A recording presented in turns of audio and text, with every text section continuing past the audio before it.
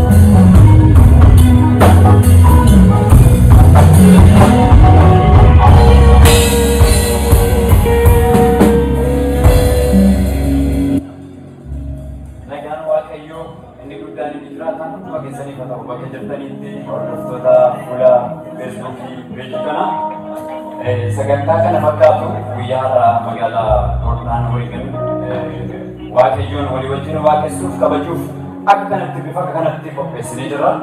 Egaa karaa gama keenyaa qopheessuun dhugtuu raawwateera. Faarfattoonni gidduu keenya jiru, muuziqeessitoonni gidduu keenya jiru. Waaqayyoon bifa addaatiin waaqessuuf gidduu keenyatti obboloonni baay'een argaman. Kottaa warri mana jirtan haala garaagaraa keessa warri jirtan kottaa waaqayyoon wajjin waaqeffadhaa. Waaqayyoon ol qabaa, waaqayyoon jajadhaa. Obboloonni keenya Paawuleen bira jira, Dastuun bira jira, faarfattoonni kan biroollee jiru. Waaqayyoon walii wajjin waaqessinaa kottaan wajjin hirmaadhaa.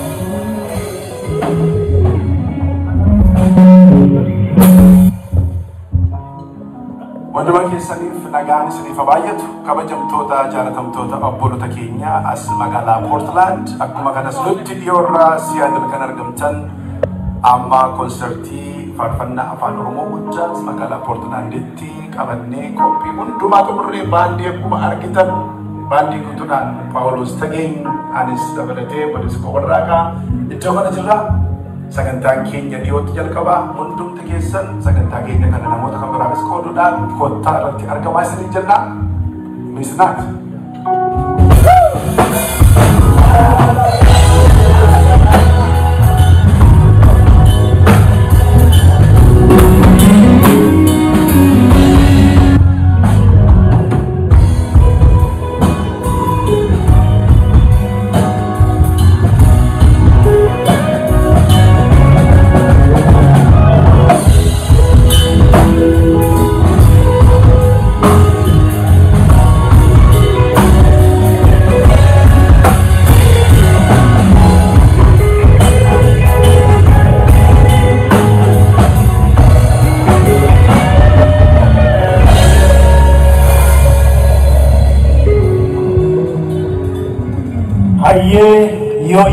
Yoya nagenni gooftaa biraa bakka jirtanitti fulaa jirtanitti hunda keessanii bira haadha kujenna nagaan gooftaa isiniif baay'atu bulees keenya warra Qafooqii CD albama bareedaa tokko galgala kana eebbisiisuudhaaf kunoo magaalaa Oregon Seattle Portland dhufnee jirra. Magaalaa kana keessa kan jirtan qulqulloonni Gooftaa akkanumas jiraattonni naannaa kana galgala kana kottaa nu waliin maqaa Waaqayyo keenya isa jiraataa qulqulleessinaa guddaa goona. Gooftaa Yesuus sin eebbisu bakka jirtanitti. Hallelujah.